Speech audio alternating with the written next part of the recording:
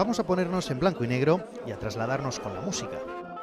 Porque así es como la mayoría de los mortales hemos visto desde siempre reliquias mecánicas como este hispano-suiza de 1909.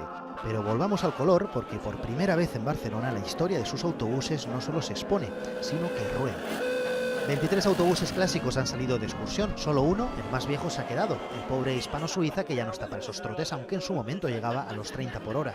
Íbamos sin correr más rápidos que ahora, porque no había los embotellamientos que ahora tenemos. Pero vámonos 20 años más adelante. La verdad es que pocos escenarios son tan ideales para presentar muchos de los autobuses que hoy vemos aquí, ya que el complejo de Plaza España es la principal huella arquitectónica de aquella exposición de 1929, cuando Barcelona se abrió al mundo, y justo en aquel año este autobús que vemos, este Forta, era el autobús que unía a la ciudad de Barcelona con los pueblos de alrededor.